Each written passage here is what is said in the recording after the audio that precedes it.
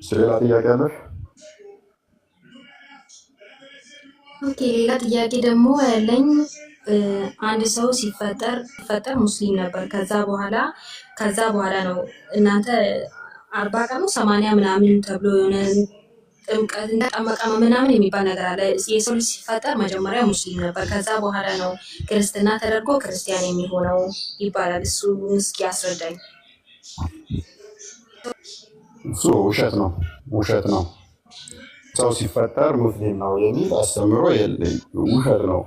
ምክንያቱም ለምን መሰለሽ፣ ለምሳሌ ምንም ጣዖት አምላክ የሆኑ ሰዎች ጋር ስትሄጂ፣ ቀደም አንቺ ምን ብለሽኛል መሰለሽ? እኔ የተወለድኩት ከሙስሊም ቤተሰብ ነው፣ ስለዚህ ሙስሊም ሆኜ ነው የኖርኩት፣ ሙስሊም ሆኜም ያደግኩት አልሽኝ አይደለ? ቤተሰቦችሽ ከዛኔ ምን አልኩሽ? ሁላችንም እውነት ነው ቤተሰቦቻችን ባሳደጉን ሃይማኖት ውስጥ ነው የምንቀጥለው አልኩሽ አይደለ? አየሽ፣ ክርስቲያን ስትሆኚ ቤተሰቦችሽ ክርስትናን ነው አስተምረው የሚያሳድጉሽ። ሳታምኚ ደግሞ እምነት አለ እንዴ? የለም። ለማመን ማወቅ አለብሽ አይደለ? ለማወቅ ደግሞ ማገናዘብ መቻል አለብሽ። ስለዚህ አንድ ሕፃን ልጅ ዛሬ የተወለደ ሙሐመድ ነብይ ነው፣ ሰላት ያስፈልጋል፣ አላህ አምላክ ነው፣ እንደዚህ ብሎ ለማመን ማወቅ ያስፈልገዋል ማለት ነው። ምንም ዛሬ የተወለደ ሙስሊምና ክርስቲያን እምነት እያመንከ ነው ብለሽ ማለት አትችይም። ገና ምንም የሚያውቀው ነገር ስለሌለ ማለት ነው። ቤተሰቦቹ ባሳወቁት እምነት ግን በዛው ይቀጥላል። ስለዚህ ምንድነው እሱ አንድ ጣዖት የሚያመልክ ቤተሰብ ጋር የተወለደ ሕፃን ልጅ ቤተሰቦቹ ጣዖት አምልኮን በዛው ያሳድጉታል። በዛ ውስጥ ነው የሚቀጥለው። ለጣዖት የታረደውን እየበላ እንደዛ እያለ ያድጋል ማለት ነው። በዛው እያደገ ይሄዳል። ለምሳሌ እንደ እስልምና ወንዱ መገረዝ አለበት። በ8 ቀኑ እንደዚህ አይሁዶች መገረዝ አለበት። በ8 ቀን ውስጥ ካላስገረዙት ያጻን ልጅ ያን መስፈርት አያሟላም። ቤተሰቦቹ ናቸው የሚያደርጉለት። ቤተሰቦቹ ካላስገረዙ 8 ቀን ውስጥ ልጁ አይ እኔ አይሁዳዊ ነኝና ልገረዝ ብሎ ወደ መገረዝ አይሄድም፣ ስለማያውቀው ማለት ነው። ስለዚህ ቤተሰቦቹ በሰጡት ስርዓት በዛው ነው እያደገ የሚሄደው ማለት ነው። ነገር ግን ጥምቀት ምንድን ነው ከኛ ጋር ካልሽ ምን አለ መሰለሽ እህታችን፣ ጥምቀት ዳግም የምንወለድበት ነው። ዳግም ማለት ምን ማለት ይመስልሻል? ሁለተኛ ማለት ነው አይደለ? ዮሐንስ ወንጌል ምዕራፍ 3 ነው ያቀረበልኝ። ይኸውልሽ ሁሉም ሰው ሲወለድ ምንድነው ብለን ሲፈጠር ምንድነው ብለን እናምናለን መሰለሽ? በእግዚአብሔር መልክ የተፈጠረ ነው። አንቺ የተፈጠርሽው በእግዚአብሔር መልክ ነው ብለን እናምናለን። ዘፍጥረት ምዕራፍ 1 ክፈትልኝ ቁጥር 27 ላይ። ስለዚህ ሰው ሁሉ በእግዚአብሔር አምሳል ከተፈጠረ ደግሞ እንደዛ ምናምን ከሆነ ይህንን የሚያምኑ አካላት በሙሉ የተፈጠርኩት በእግዚአብሔር መልክ ነው፣ የእግዚአብሔርን ገዥነት በጸጋ የተቀበልኩ ነኝ ብለው የሚያምኑ ከሆነ ክርስቲያን ናቸው። ክርስቲያን ይሆናሉ ማለት ነው። ዳግም ይወለዳሉ በጥምቀት። ዘፍጥረት ምዕራፍ 1 ቁጥር 27 ላይ እግዚአብሔር ሰውን በመልኩ ፈጠረ፣ በእግዚአብሔር መልክ ፈጠረ፣ ወንድና ሴት አድርጎ ፈጠራቸው ይላል። ገና ስንፈጠር በእግዚአብሔር መልክ ነው የተፈጠርነው። ቁጥር 3 ላይ ያደርግልን። ቁጥር 3 ላይ ስታደርገው የእግዚአብሔር መንፈስ አስቀድሞ በምን ላይ ነበረ? በውሃ ላይ ነበር ይላል። እግዚአብሔርን በረሃንና ቁጥር 2 ላይ ምድር ባዶ ነበረች፣ አንዳችም አልነበረባትም፣ ጨለማም በጥልቁ ላይ ነበረ፣ የእግዚአብሔር መንፈስ በውሃ ላይ ሰፍኖ ነበር ይላል። ልብ በይ፣ አስቀድሞ ገና እግዚአብሔር ምድርና ሰማይን ከፈጠረ በኋላ በምድር በውሃ ላይ ደግሞ ምን ነበረ? የእግዚአብሔር መንፈስ ነበረ። ከዚህ በኋላ እግዚአብሔር አምላካችን ሰውን በመልኩ በምሳሌው ባሪያው ፈጠረን ማለት ነው። ስንፈጠር ይሄ የእግዚአብሔር መንፈስ እስትንፋሱ እፍ ተብሎ የተሰጠው ነው።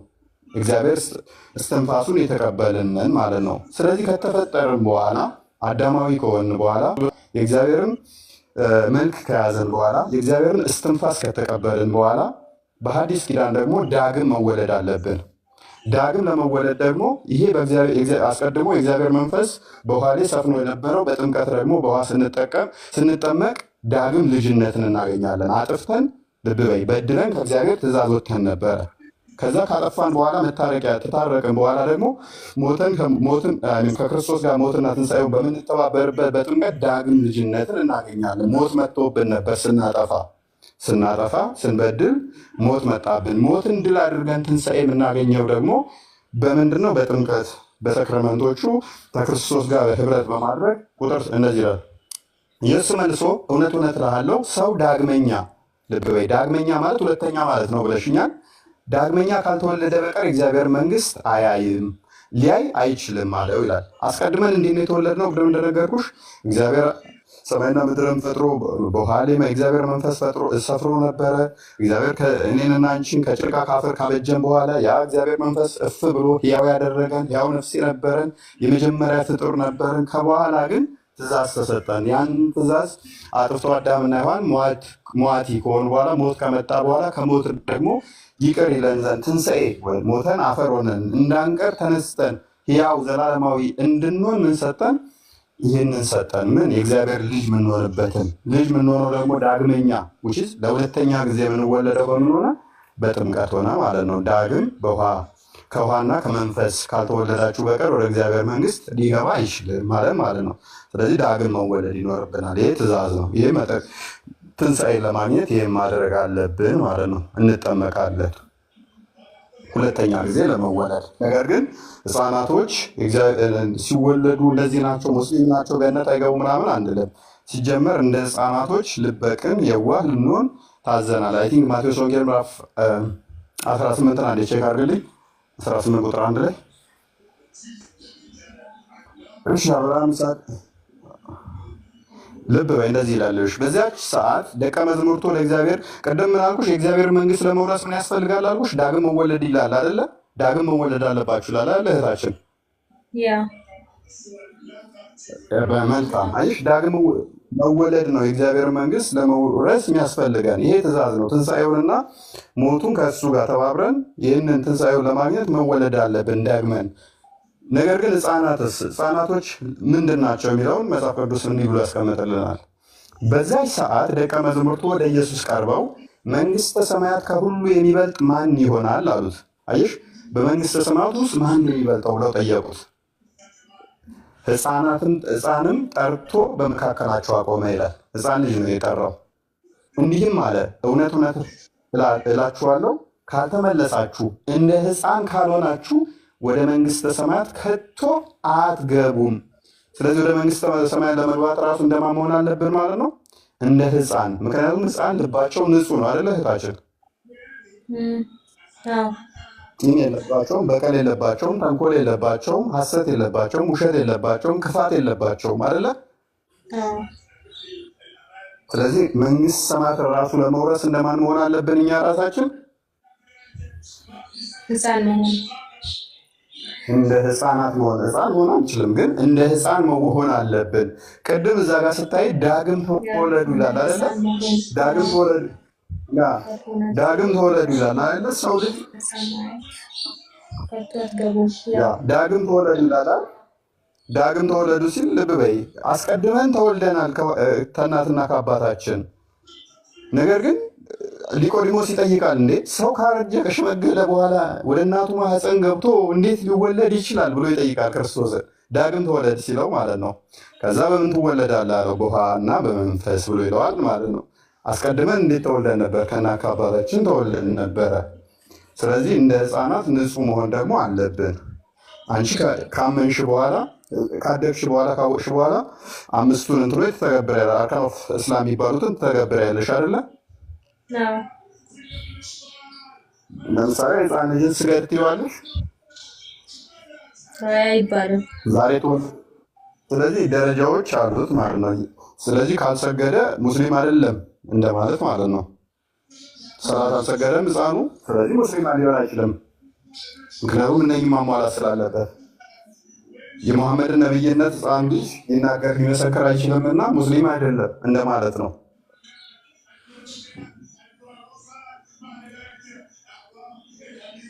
ግልጽ ነው? አዎ ግልጽ ነው። ስለዚህ ሁላችንም አምነን ምን መሆን አለብን? መጠመቅ አለብን። ዳግም መወለድ አለብን። ለመዳን አምነን መጠመቅ አለብን። አምነን ልብ በይ፣ ይሄ ለአዋቂዎች አምነን፣ እኔና አንቺ ለማመን ማወቅ አለብን። አንቺ አውቀሽ ነው የምታምኘው አይደለ? ለማመን መማር አለብሽ። ካመንሽ ደግሞ ጥምቀትም ያስፈልገኛል፣ ዳግም መወለድ አለብኝ ብለሽ ትጠመቂያለሽ። ይሄ ስለምታውቂ ነው። ህፃንን ልጅ ገና ግን እንኳን ተጠመቅ ልትይው እመን አትመን ራሱ ብለሽ አትልዩም ገና አፉን ያልፈታን ሕፃን ልጅ ሄደሽ እመን አትመን እወቅ አትወቅ ብለሽም አትከራከሪውም። ቅድሚያ የምታደርጊው ምንድን ነው? ጥንጦ እያጠባሽ ወተት እየጋትሽው ሕፃኑን ልጅ አቡሽ እየደግ ምናምን እያልሽ ነው የምታጫውችው እንጂ አላህ እኮ አምላክ ነው መሐመድ እኮ ነብይ ነው አትዩም። ገና አፉንም አልፈታም። ለአንቺ ግን መጥቼ እመኚ ትድኝ ዘንድ እንዲህ እንዲያደርጊ ብዬ ለአንቺ መሰከርልሻለሁ ማለት ነው። ልዩነቶች አሉት። ግልጽ ነው? አዎ ግልጽ ነው። ይሄን ይመስላል። በጣም አመሰግናለሁ። እሺ፣ ሁለተኛ ሶስተኛ ጥያቄ አለሽ? ቀጣይ ጥያቄ ሌላ? አዎ ቀጣይ ጥያቄ ያለኝ አምላካችሁ ተሰቅሎ ተሰውሯል። አሁን ላይ ተሰውሯል፣ ግን ዳግመኛ ተመልሶ ይመጣል። ሞቷል፣ ግን ሞቱ ተመልሶ ተነስቷል። እንደዛ ምናምን ይባላል አይደል? ይባላል። እንደዛ ሲባል ሰማለሁ። እሱን እስኪ ማወቅ ፈልጋለሁ። እንዴትስ አምላክ ሆኖ እንዴትስ ተገደለ? እንዴት ደግሞ ተነሳ? እንዴት ተሰቀለ፣ ተሰወረ ምናምን ይባላል። ሎንግ ስቶሪ ሾርት አለ ረጅም ታሪክ ባጭሩ።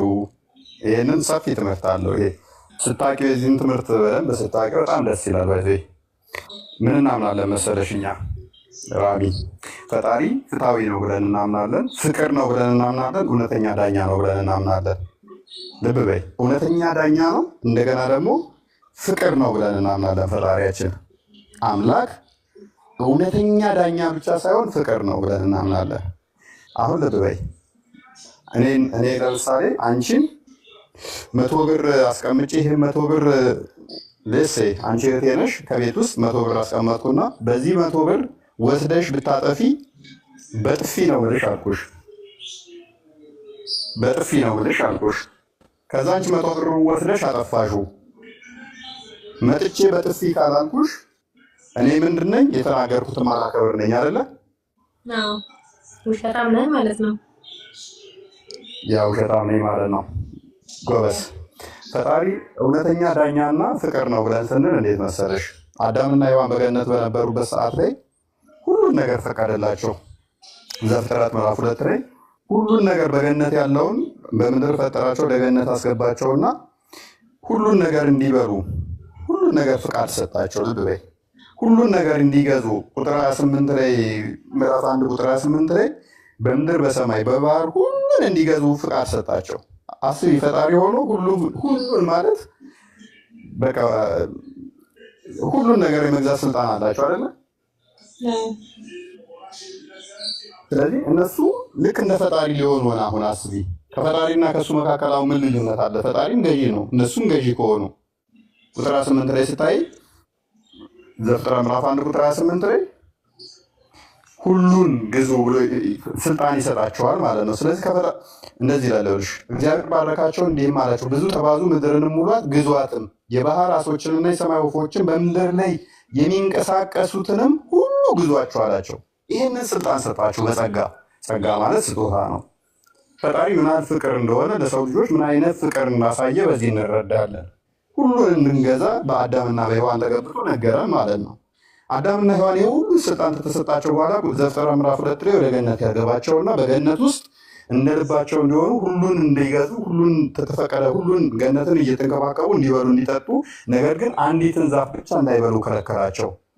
አንዲቷን ዛፍ ብቻ እንዳይበሉ ከለከላቸው። ይህን ለምን አደረገ? ልብ በይ፣ ሁሉን ከፈቀደላቸው በእግዚአብሔርና በፍጡር መካከል ልዩነት ሊጠፋ ሆነ፣ ላይኖር ነው። ገባሽ? ምክንያቱም እሱ ሁሉን የሚገዙ ከሆነ ለፈጣሪ ላይ ገዙ ነው ማለት ነው። ለፈጣሪ መገዛታቸውን ፍቅራቸውን የሚገልጹበትን ግን አንዲት ድንበር ታስፈልግ ነበረ። ያቺ ድንበር ምንድነች? እችኛዋን አትብሉ፣ ነገር ግን ይላል መልካምና ክፉን ከሚያሳውቅ ዛፍ አትብሉ፣ ከእርሱ በበላችሁ ቀን ሞትን ትሞታላችሁ አላቸው። አስቀድሞ ምን ብሏቸዋል? ሁሉም በገነት ዛፍ ብሉ። ልብ በይ፣ እግዚአብሔር አምላክም ሰውን እንዲህ ብሎ አዘዘው፣ ከገነት ዛፍ ሁሉ ትበላለህ፣ ነገር ግን መልካምና ክፉን ከሚያሳውቅ ዛፍ አትብላ፣ ከእርሱ በበላ ቀን ሞትን ትሞታለህ ብሎ አዘዛቸው። እቺ የፍቅር ትእዛዝ ተብላ ትታመናለች በእኛ። ሁሉም ፈቀደላቸው፣ ሁሉም ግዙ አላቸው። በምድር በሰማይ ሁሉን የሚንቀሳቀሱትን ስልጣን ከሰጣቸው በኋላ ግን እነሱ ደግሞ ለፈጣሪ ተገዢ መሆናቸውን ለፈጣሪ ታዛዥ መሆናቸውን ለማሳየት እቺን ትእዛዝ ሰጣቸው። እነሱ ግን ዘፍጥረት 3ን ክፈትልን። ዘፍጥረት 3 ላይ ስትሄጂ እቺ ትእዛዝ መጠበቅ ተሳናቸው። እባብ ይመጣና ሔዋንን ምን ይላታል? ልብ በይ። እባብም ምን ይላታል? እባብም ለሴቲቱ ነገር ግን ሴቲቱ ማለት ነው በውኑ እግዚአብሔር ከገነት ዛፍ ሁሉ ልብ በይ ሁሉ እንዳትበሉ አዟልን አላት። እግዚአብሔር ግን ምንድን ነበር ያለው? ልብ በይ ቀደም ያነበብኩልሽ እንዳዘነጊ በገነት ካለ ዛፍ ሁሉ ብሉ ነው ያላቸው። ሁሉ ትበላላችሁ፣ ነገር ግን መልካምና ክፉ የሚያሳውቀውን እንዳትበሉ ነው ያላቸው። እባብ ደግሞ ገልብጦ ነው ያመጣው። ልብ በይ ሁሉ እንዳትበሉ አዟል ብሎ ጠየቃት። ሁሉ ብሉ፣ ነገር ግን መልካምና ክፉ እንዳያሳውቀው እንዳትበሉ ነው ያለው እግዚአብሔር። እባብ ደግሞ ኔጌቲቭ ያደረገውና ሁሉ እንዳትበሉ አዟልን አላት።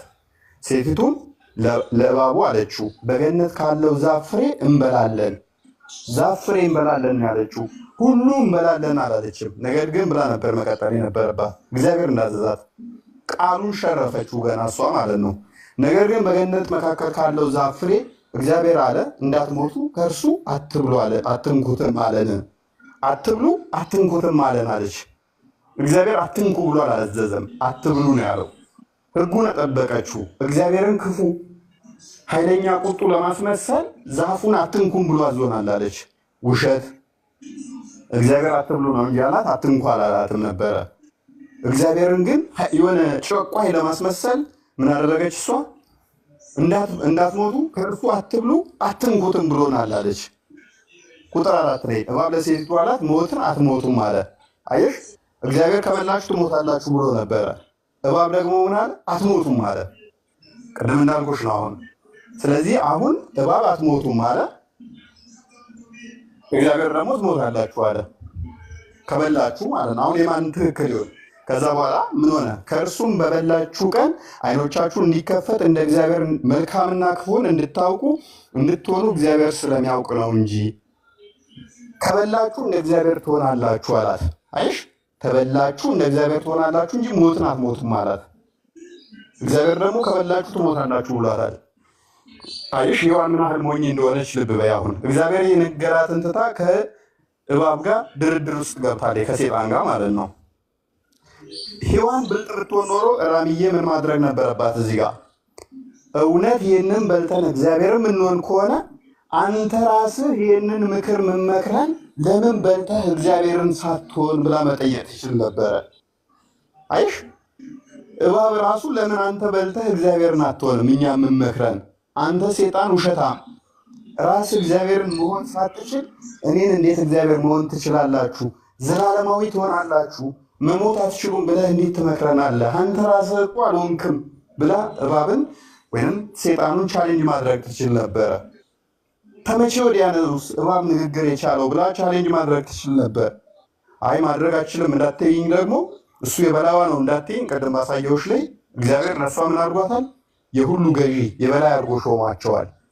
ስለዚህ ስንፍናዋ ነው። አየሽ፣ ስንፍናዋ በዚህ እባብ ተጫወተባት ማለት ነው። ሴጣን ተጫወተባት። ከዛስ ሴቲቱን ዛፉ ለመብላት ያማረ እንደሆነ ለዓይንም እንደሚያስጎመጅ ለጥበብም መልካም እንደሆነ አየች። ፍሬውንም ወሰደችና በላች፣ ለባሏም ደግሞ ሰጠችው፣ እርሱም ከእርሷ ጋር በላ ይላል።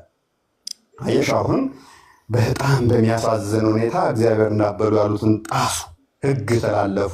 እግዚአብሔር የሰጣቸውን የፍቅር ትእዛዝ ጥሰው ሁሉም ፈቅዶላቸው ሳለ ያችን አትብሉ ለእኔ መገዛታችሁ ፍቅራችሁ የምታሳዩበትን ነው ያለውን ጥሰው ልክ እንደ እግዚአብሔር ለመሆን የእባብን ወይም የሴጣንን ንግግር ሰምተው እግዚአብሔርን ካዱትና ሴጣንን አመኑ። የሴጣንን ንግግር ሰሙ ማለት ነው። በዚህ ምክንያት እግዚአብሔር ካልገደላቸው ራሚያው ማይክ ታነሻለሽ። ልብ በይ፣ እግዚአብሔር አስቀድሞ ምን ብሏቸዋል? ከበሉ ይሞታሉ ብሏል አይደለ? ራሚዬ ብሏል። ሴጣን ደግሞ ምን ብሏል? ከበላችሁ አትሞቱም ብሏል አይደለ? ብሏል አይደል? ያ ብሏል። ስለዚህ እግዚአብሔር እውነተኛ እንዲሆን ምን መሆን አለባቸው? አዳምና ሔዋን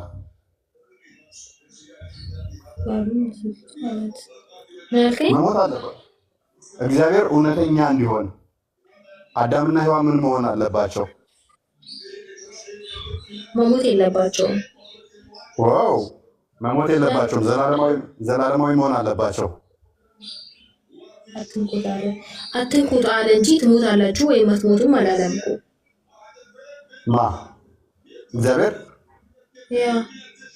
እግዚአብሔርማ ከበላችሁ የሞት ሞት ትሞታላችሁ አላቸው። ቀደም ዘፍጥረት ምዕራፍ 2 ላይ ዘፍጥረት ምዕራፍ 2 ላይ እንደወጣልኝ ልብ ዘፍጥረት ምዕራፍ 2 ቁጥር 17 ላይ ነገር ግን መልካምና ክፉን ከሚያሳውቀው ዛፍ አትብላ፣ ከእርሱ በበላ ቀን ሞትን ትሞታለህና። ከበላ ምን ትላለህ? ትሞታለህ። ይህን ያለው እግዚአብሔር ነው። እግዚአብሔር ከበላችሁ ትሞታላችሁ ብሏቸዋል።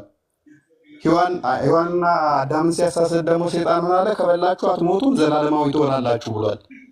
ሁለቱ ተቃራኒ ናቸው አይደለ? ስለዚህ ፈጣሪ ባለው መሰረት ይሞታሉ። ካልሞቱሳ? ካልሞቱ እንግዲህ በፈጣሪያቸው አላመኑም ማለት ነው። ካልሞቱ ነው በአለማመን ሳይሆን ቃሉን አልተገበሩም ማለት ነው። ካልሞቱ ምን ይሆናል መሰለሽ? ካልሞቱ እባብ የተናገረው ትክክል ይሆንና እግዚአብሔር የተናገረው ውሸት ይሆናል። ምክንያቱም እባብ ምንድን ያለው? ከበላችሁ አትሞቱም አለ። እግዚአብሔር ደግሞ የተናገረው ምንድነው? ከበላችሁ ትሞታላችሁ ነው። ስለዚህ ከሁለት አንዱ ትክክል ለመሆን ምን አለበት? እግዚአብሔር ያለው ትክክል እንዲሆን አዳምና ሔዋን ሟች መሆን አለባቸው እኮ። ስለዚህ ሞት መጣባቸው። ልብ በይ ጎበዝ።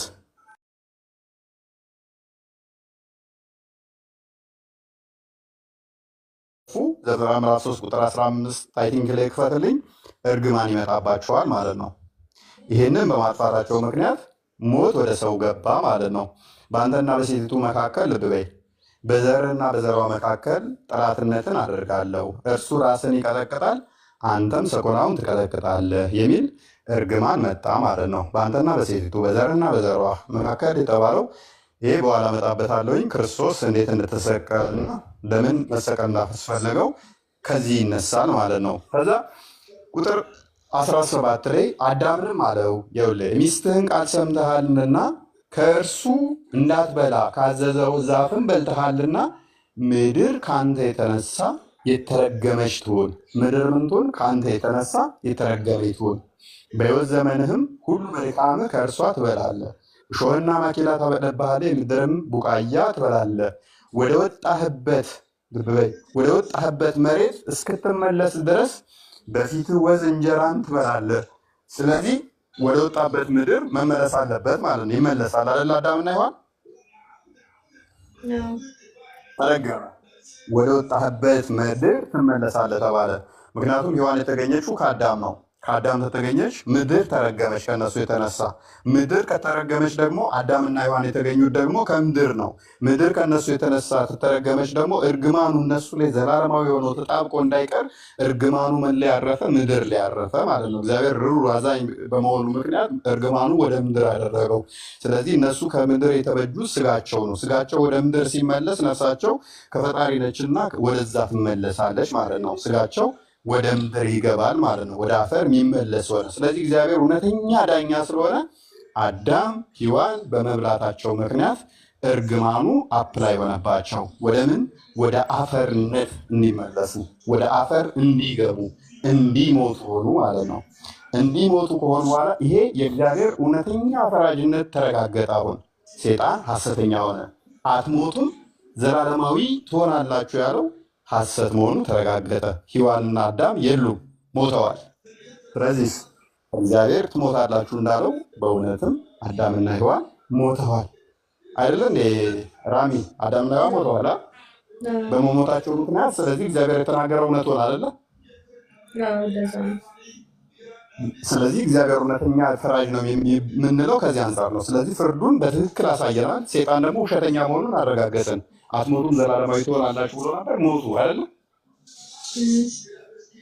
ትክክል ነኝ? ስለዚህ ይህንን ካረጋገጥን ልብ በይ፣ ፍርዱ በትክክል ተፈረደባቸው። እግዚአብሔር እውነተኛ ፈራጅ መሆኑን አረጋገጥን። ሴጣን ደግሞ ሐሰተኛ መሆኑን አረጋገጥን። ነገር ግን በዚህ አንቆምም። እግዚአብሔር እውነተኛ ፍርዱን ካስተላለፈ በኋላ ደግሞ ፈጣሪ ደግሞ እውነተኛ ፍቅር ነው ብለን እናምናለን። መሐሪ፣ ይቅር ባይ፣ አዛኝ፣ ቸር ነው ብለን እናምናለን። ፈጣሪ መሐሪ፣ ይቅር ባይ፣ ቸር ከሆነ ደግሞ ሞተው መቅረት የለባቸውም። ሞተው መቅረት የለባቸው ማለት እቴ ፍርዱን አስተላለፈ። ፍርዱን አየን፣ ቅን ፍርዱን አየን፣ የተናገረውን አድርጎ አሳየን። ነገር ግን ደግሞ ይቅር ብሎ ማሳየት አለበት። ስለዚህ ሞተው እንዳይቀሩ ደግሞ እግዚአብሔር ምን አደረገ? ራሱ መስዋዕት አቅራቢ፣ ራሱ መስዋዕት ሆኖ ከሞት አዳንን ማለት ነው። ያ ሞት ልብ በይ፣ ሞቱ አንቆ እንዳያስቀረን ሞትን ደግሞ መጥቶ ገደለልን። ይሄ ማን ነው? ክርስቶስ ራሱ ቤዛ ሆነን ማለት ነው። ቤዛ ማለት ካሳ ማለት ነው። ልብ በይ። ስለዚህ ሞት ፍርድ ተፈርዶባቸዋል። ለዛ ፍርድ ደግሞ ካሳ ያስፈልጋል። ከእግዚአብሔር ጋር ለመታረቅ አይደለ? አጥፍተዋል አይደለ? ታችን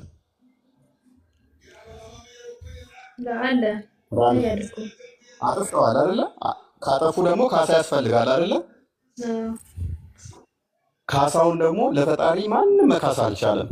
ማንም ማለት ነው። ምክንያቱም 100 ብር ዕዳ አለብሽ እንበላ እንጂ 100 ብር ዕዳ እያለብሽ የ100 ብር ዋሱኝ ብትባይ ለሌላ ሰው ዋስ መሆን ትችያለሽ? እንዴት? አልችልም እንጂ አልችልም። ምክንያቱም አንቺ ራስሽ ገና 100 ብር ዕዳ አለብሽ አይደለ? ስለዚህ ሰው ሁሉ ሞት የሚባለው ዕዳ ነበረበት። ያንን ሞት የሚደመስስ ከሰው ከፍ ያለ ምን ያስፈልገናል መሰለሽ? ያ ዕዳው ከዕዳው ነፃ የሆነ ያስፈልገናል አይደለ? ከዕዳው ነፃ የሆነ አካል ያስፈልገናል፣ የሁላችን ዕዳ መደምሰስ የሚችል። ያ ደግሞ የሰው ልጅ አልተቻለውም። ያንን ማድረግ የሚችል ጠፋ። ስለዚህ በስጋ ክርስቶስ ተገለጠ። አምላክ በስጋ ተገለጠና ሰው ምን ለመሆን ነበረ? እባብና ሔዋንን ያሳሳታት እግዚአብሔር ለመሆን ነበር አይደለ? እህታችን ብትበሉ እንደ እግዚአብሔር ትሆናላችሁ ነው ያላት አይደለ? መሆን ችለዋል እንዴ? አልቻሉም። ጭራሽ ሕጉን ተላልፎ ሟች ሆኑ አይደለ? ዘላለማዊ መሆናቸውም ቀረ፣ እግዚአብሔርን መሆናቸውም ቀረ። አልቻሉም። ዘላለማዊ መሆንም አልቻሉም። ጭራሽ ሟች ሆኑ። ስለዚህ እነሱ ያልቻሉትን እግዚአብሔር ፍቅር ነውና እሱ ደግሞ ወደ እነሱ መምጣት ይችላል አይችልም? ይችላል። መልካም። ስለዚህ እግዚአብሔር ወደ ሰው መምጣት ይችላል። በስጋ ተገለጠ። አየሽ፣ እነሱ እግዚአብሔርን መሆን ነበር የፈለጉት፣ አልቻሉም፣ አይችሉም። እግዚአብሔርን ለመሆን ዘላለማዊ ለመሆን ነበር ፍላጎታቸው። እንደማይችሉ አሳያቸውና እግዚአብሔር ግን ፍቅር ነውና በስጋ ተገለጠ። መገለጥ ነው። ልብ በይ፣ በስጋ ተገለጠ። እግዚአብሔር በስጋ ተገለጠ። ልክ ዕብራውያን ምዕራፍ 1 ና ሊፈትልኝ እዚሁ ነሽ። ቆይ እዚሁ ተወውና መልካም እሺ፣ ቀጥል። እሺ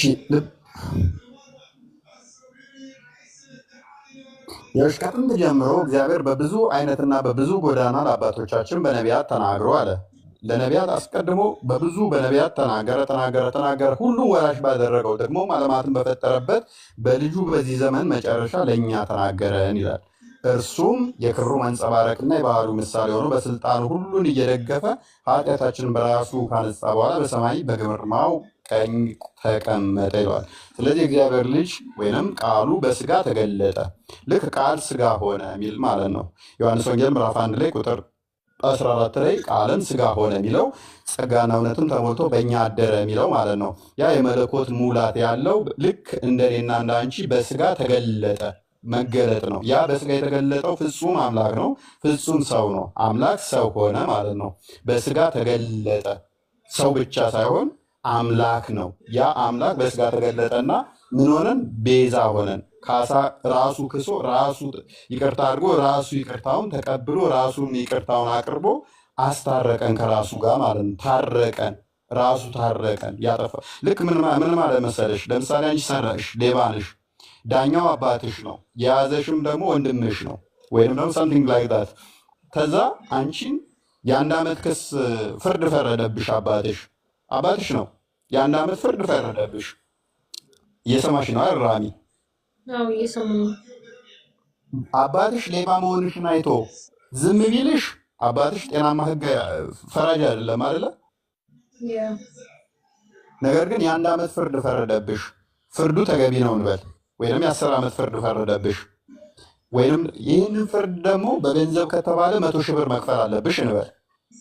100,000 ብር መክፈል አልቻልሽም። አባትሽ አንቺን ነፃ ብሎ ካሰናበተ አባትሽ እውነት ፍርዱን ትክክለኛ ፈራጅ ነው ማለት እንችላለን አባትሽን? አይቻልም። ነገር ግን እንዲህ ቢያደርግ ፍርዱን ፈረደብሽ 2 ዓመት ራሱ ቅጣቱን ከፍሎ እኔን ነፃ ማውጣት ይችላል። ቤስት አንቺ 2 ዓመት ፈረደብሽን ወይም 100,000 ብር መክፈል አለብሽ አለ። አንቺ መክፈል አልቻልሽም። ከዛ ራሱ ከፈለና ነፃ ወጣሽ። ፈርዶብሽ ራሱ ከፍሎ ነፃ ወጣሽ። አባትሽ ትክክለኛ ፍርድ አልፈረደ ማለት እንችላለን? ትክክለኛ ነው የፈረደው ነው የሚባለው። ግን አባትሽ ፍቅር አይደለምስ ማለት እንችላለን? አይቻልም። አባትሽ ለአንቺ ፍቅር ነው፣ እንደገናም ደግሞ ትክክለኛ ፍርድ ፈርዶብሻል። እግዚአብሔርም ያደረገው እንደዛ ነው። ፍርዱን ፈረደ፣ ይቅር ባይ ነውና ራሱ ደግሞ ራሱ እኛ የፈለግነውን እግዚአብሔር መሆን እኛ መሆን ማንችለውን ራሱ መጥቶ ካሳ ካሰልን ለኛ ሞተን እንዳንቀር ሞትን ደግሞ ገደለልንና ኖ ሞታችሁ አቀሩም ትነሳላችሁ። ቅድም ትሞታለህ ነበር ያለው አይደል? ዘፍጥረት ላይ ቅድም አሳየው። ዘፍጥረት ምዕራፍ 2 ቁጥር 17 ላይ ከበላ ትሞታለህ ነው የሚለው አይደል? ትነሳለህ አይልም፣ ትሞታለህ ነው የሚለው አይደል? አይልም። ሲፈርድብህ አስቀድሞ ሲነግረው ምንድነው እሱ ካጠፋ ትሞታለህ አለው። አሁን ግን ሞቶ እንዳይቀር ከፈረደበት በኋላ ደግሞ ኖ ሞተ ብቻ አትቀርም፣ እኔ ፍቅር ነኝና ፈርጄብሃለሁ፣ ነገር ግን ትነሳለህ። የምትነሳውም እንዴት ነው? እኔ ካሳውን እክስልሃለሁ። ራሴው ልክ አባትሽ ለአንቺ ዕዳውን ከፍሎ ነፃ እንደሚያወጣሽ ክርስቶስ ራሱ መጣና ነፃ ወጣን ማለት ነው። ዮሐንስ ወንጌል ምዕራፍ 20 ቁጥር 28 ላይ ፈትልኝ ተጠንራገው እንትራም ስራሉ ጊዜ ለማለት ዮሐንስ ወንጌል ምዕራፍ ኖ 20 ነው ያልኩህ። ማቴዎስ ወንጌል እሺ፣ ማቴዎስ 20 28 እንደዚህ ይላል። ክርስቶስ ስለራሱ ሲናገር እንዲህም አለ፣ የሰው ልጅ ሊያገለግል ነፍሱንም ለብዙዎች ቤዛ ሊሰጥ እንጂ እንዲያገለግሉት አልመጣም አለ።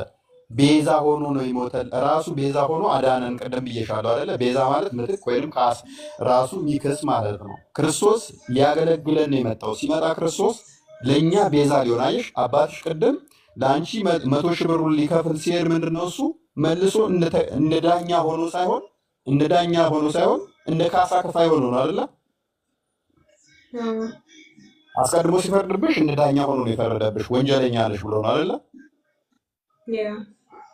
አሁን ደግሞ ሲከስሽስ ለአንቺ 100,000 ብሩን ሲከፍል ደግሞ ለአንቺ ጠበቃ ሆኖ ነው አይደለ? ለአንቺ ዋስትና ሆኖ ዋስ ሆኖሽ ነው አይደለ? ያንን ዕዳ ከፍሎ ያወጣሽ። ክርስቶስም እንደዛው ለእኛ ቤዛ ሆነን በተመሳሳይ በማርቆስ ወንጌል ምዕራፍ 10 ቁጥር 45 ላይ ራሱ ሊያገለግለን ቤዛም ነፍሱን ለእኛ ቤዛ ሊሆን እንደሰጠን፣ ቤዛ ማለት ምትክ ለእኛ ሞታችንን ሞቶ ሊደመስስልን እንደመጣ ይነግረናል ማለት ነው። በአንደኛ ቆሮንቶስ ምዕራፍ 15 ላይ በተመሳሳይ ሞትን በሞቱ እንደሻረለን አንደኛ ቆሮንቶስ ምዕራፍ 15 ቁጥር ስንት ላይ ከ20 አካባቢ ይመስለኛል። ክርስቶስ ካልተነሳ ምናምን ትንሣኤ ሙታን ሞትን እንደሻረልን ቁጥር ስንት ላይ ከፍ አድርገው ትንሽ ሞት እሺ፣ ሁሉ በአዳም እንደሚሞቱ ይላል። ልብ በይ። ሞት በሰው በኩል ስለመጣ ቁጥር 22 ላይ አሁን ግን ይላል ክርስቶስ ላንቀላፉት በኩር ሆኖ ከሙታን ተነስቷል። ሞት በሰው በኩል ስለመጣ አለ። ልብ በይ። ቁጥር 21 ላይ ሞት በሰው በኩል ስለመጣ ትንሣኤ ሙታን በሰው በኩል ሆኗልና ሁሉ በአዳም እንደሚሞቱ እንዲሁ ቁጥር 22 አድርግልን ሁሉ በአዳም እንደሚሞቱ ሁሉ በክርስቶስ ደግሞ ሕያዋን ይሆናሉ። ስለዚህ በክርስቶስ ደግሞ ምን ሆኑ? ሕያዋንነትን አገኙ ማለት ነው። ሞት በአዳም በኩል መጥቶ ነበረ፣ በክርስቶስስ ሕያውነትን ይወበናል ማለት ነው። ራሚ አግኝተሽኛል። ካሳውን የካሰው ማን ነው? ክርስቶስ ነው ማለት ነው። ስለዚህ ትንሣኤ ሙታን በማን ሆነ? ትንሣኤ በማን ሆነ? በክርስቶስ ሆነ ማለት ነው። ዮሐንስ ወንጌል ምዕራፍ 11 ቁጥር 25 ላይ ራሱ የሚያምንበት ቢሞት እንኳን ለዘላለም ሕያው ይሆናል ብሎ ስለተናገረ ትንሣኤን ሰጠን ማለት ነው። ሞት በአዳም በኩል እንደገባ ሁሉ ትንሣኤ ደግሞ በክርስቶስ ሆነ፣ ሕያውነት በክርስቶስ ሆነ ማለት ነው። ስለዚህ እንዴት ነው የሞተው ቢባል በስጋው ነው የሞተው። በስጋው ቅድም ያልኩሽ ምንድነው እሱ ቃል ስጋ ሆነ ይላላል። በስጋው ክርስቶስ ሞተ ስንል መለኮት የሚሞት አይደለም። አንደኛ ጴጥሮስ ምዕራፍ 3 ቁጥር 17 አካባቢ ይመስለኛል 16 17 አካባቢ ላይ በስጋው ሞተ በመንፈስ ግን ሕያው ነው ይለዋል። ነፍሳችን ራሱ ምትሞት አይደለችም። እሺ እነዚህ ላይ ክርስቶስ ያለውን አንደኛ ጴጥሮስ ነው ያልኩት አይደል? ያ ክርስቶስ ደግሞ ወደ እግዚአብሔር እንዲያቀርበን ልብ በይ። እርሱ ጻድቅ ሆኖ ስለ አመፀኞች አንድ ጊዜ በኃጢአት ምክንያት ሞቷልና፣ በኃጢአት ምክንያት ስለኛ ኃጢአት ምክንያት በደል፣ ቅድም ጥፋት ምክንያት አንዴ ምን ብሏልና ሞቷልና፣ በስጋ ሞተ በመንፈስ ግን ሕያው ሆነ። ሕያው መሆን ብቻ ሳይሆን ቁጥር 19 ላይ በእርሱም ደግሞ ልብ በይ፣ እርሱም ደግሞ ሄዶ በወይን ለነበሩት ነፍሳት ሰበከላቸው። ሞቶ ምን አደረገ? በወይን ለነበሩት ደግሞ ሄዶ ሰበከላቸው። ለመስበክ ደግሞ ሕያውነትን ያስፈልጋል አይደለ? ሄዶ ሰበከላቸው ይላል። ስለዚህ ክርስቶስ በስጋ ሞተ። ክርስቶስ ምን በስጋ ሞተ፣ በመንፈስ ግን ምንድነው? መለኮት የሚሞት አይደለምና ምንድነው እሱ? በወይን የነበሩትን ወይም በሲኦል ያሉትን ሄዶ ሰበከላቸው ማለት ነው። ስለዚህ በስጋ ሞተ፣ በመንፈስ ግን ሕያው ነው ብለን እናምናለን። ማን ያስነሳው ስንል በራሱ እንደሚነሳ ዮሐንስ ወንጌል ምዕራፍ 2 ላይ ቁጥር 17 አካባቢ አንዴ ክፈትልኝ። ክርስቶስ በስጋ አስቀድሞ ይሄ እንደሚሆን ቁጥር 17 ላይ እንደዚህ ይላል። ደቀ መዛሙርቱም የቤት ቅናት ቁጥር ከፍ አድርገው 27 ይመስለኛል 27 የለውም። ስለዚህ ቤተ መቅደስ ከ40 ቁጥር ስለዚህ አሉ መለስ አድርግልኝ ሻንዴ ቁጥሩ ሻጮቹ ስለዚህ አይሁድ መልሰው ስለምታደርገው ምልክት ምን ታሳየናል አሉት። ቁጥር 19 ላይ እንደዚህ ይላል። ልብ በይ ቁጥር 19 ላይ እንደዚህ ይላል። ኢየሱስም መልሶ ይህን ቤተ መቅደስ አፈርሱት አለ። ልብ በይ ይህን ቤተ መቅደስ አፈርሱት፣ በ3 ቀንም አነሳዋለሁ አላቸው። ክርስቶስ ሞቶ በ3ኛው ቀን ተነስቷል። ስለዚህ ምን አላቸው? ስለራሱ ስለ ስጋው ሲነግራቸው ይህን ቤተ መቅደስ አፈርሱት አላቸው። ብትገሉኝ በ3ኛው ቀን አስነሳዋለሁ አላቸው። ራሱ ነው የሚያስነሳው። ምን አስነሳዋለሁ አላቸው። ስለዚህ አይሁድ ይህ ቤተ መቅደስ ከ46 ዓመት ጀምሮ ይሰራ ነበር፣ አንተ በ3 ቀን ታስነሳዋለህን አሉት። እነሱ ቤተ መቅደስ ሲላቸው ስለሚያዩት ቤተ መቅደስ መስሏቸው ነበረ። እርሱ ግን ስለ ሰውነቱ ቤተ መቅደስ ይል ነበር ይላል። ስለ ስጋው ነበር እየነገራቸው የነበረው ማለት ነው። ስለዚህ ግደሉኝ፣ ሞቼ በ3ኛው ቀን እነሳለሁ፣ አነሳዋለሁ ራሴ እያላቸው ነበር ማለት ነው። ለማንሳት ደግሞ ምንድነው ሕያውነት መኖር አለበት አለ ራሚ። ስለዚህ በመለኮት ሕያው ነውና ራሱ ማንሳት የሚችል ነው። በስጋ ሞተ እንዳለ ሞት ስጋና ነፍስ መለያየት ነች እንጂ ሞት ማለት አለመኖር ፈጽሞ መጥፋት ማለት አይደለም። ክርስቶስ ራሱ በመለኮት ሕያው ስለሆነ ማለት ነው። ግልጽ ነው የተወሰነ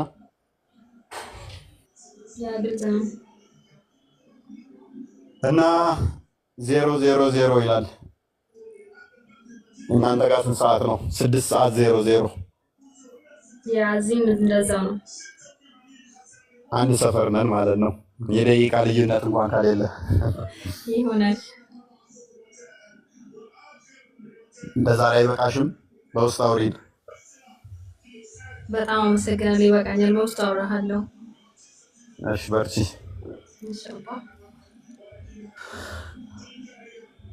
ቃሉ ታሰማለን። ኡስታዝ ሪችንም እስከናግራት ጥያቄ ካላት ተቀበላት። አጠር ያለ ከሆነ ሪች ነኝ፣ አሁን ደከመኝ።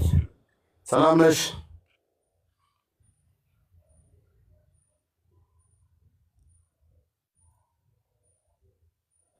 ሪች አለሽ? ሪች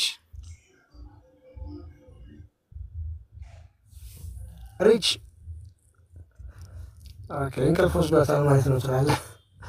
ሻይ ቡና የሆነ ነገር ይንጣላ እንዳይደክምህ። አዲስ ነኝ ገና ረስቻለሁ። ለዛ ሪች በውስጥ እናወራለን፣ ችግር የለውም። ቲክቶክ እንትን የጠፋለክ አውራታለኝ። ቆይ በሌላ ከሆነ ጠፍታለች። ቆይ መቆንጠጥ አለባት ሪች። አይ አውራት ቆንጠጣት።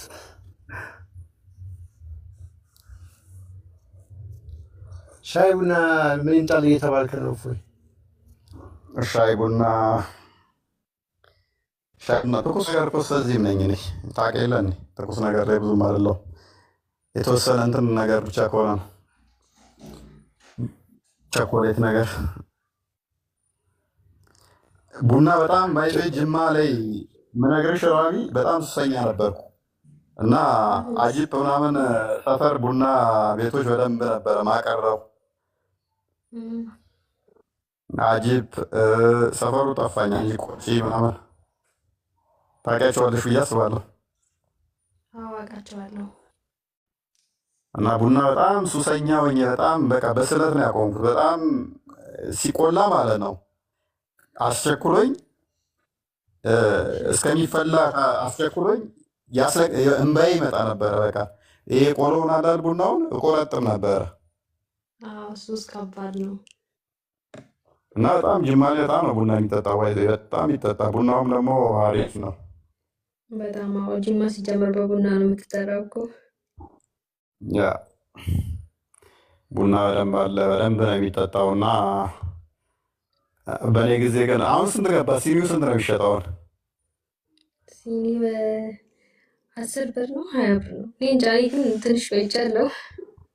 እኔ አንቺም ከዛ በነበርኩበት ጊዜ እኔ በነበርኩበት ጊዜ 15 ብር ነው መሰለኝ። አንቺ እንደውም ትናንትና ሰው ነሻ። እኔ እኮ ትናንት ወዲያ ነኝ 2 ብር ነበር እኔ የምጠጣው 2009 ድረስ። እኔ 2009 ነው እኔ የወጣሁት። እንዴ ቆይተሃል እኮ ማለት ነው። የዛሬ 8 ዓመት ማለት ነው። ያኔ 5 ብር እኮ ነው ሲኒ አይደል እንዴ? 2 ብር ነበረ። ኧረ ቢስሚላ፣ አሁን 15 ብር ምናምን እንደዛ ነገር ነው አንድ ሲኒ ማለት ነው። አሁን እየተወደደ ያኔ ኪሎ ስንት ብር መሰለሽ? ወደ ቤተሰብ ጋር ስንሄድ እዛ እንሄድ ነበረ 45 ብር 50 ብር ነበር ኪሎ። እንዴ አሁን በጣም በጣም ተወዷል። እና እንደኔ አሪፍ መሆኗ እንዴ ኑሮዋን ስታቂ ላሽ ማለት ቡና ማቆም። ለምን ቡና አልወድም ትያለሽ? ሆን ብለሽ ማለት ነው። ኑሮዋ ስታማርርሽ ቡና እኮ ነው መሸሽ ያልወድም ነው። እንዴ። አስበሽዋል? ኪሎ 1000 ብር ስንት ብር ነው? ኧረ ኪሎ በጣም ውድ ነው። እኔ ኪሎውን አላውቅም፣ ግን ኪሎ ያኔ ራሱ 400 ብር 500 ብር ነበር እኔ እዛ የነበርኩ ጊዜ ማለት ነው። አሁን እንግዲህ እኮ 35 ብር ይሸጣል አንድ ሲኒ ቡና። 35 ብር። 400 ምናምን ከሆነ ጅማሬ አትሊስት 800 700 በላይ ነው የሚሆነው ወደ መሀል ከተማ ማለት ነው። ዊችዝ ከባድ ነው። አንተ ቡና ሱስ ያላቸው ሚስቶች እንዳታገቡ ከመውደዱ ወንዶች የተነሳ ጎረቤት ሁላ መጠራራት ትተዋል ትላለህ።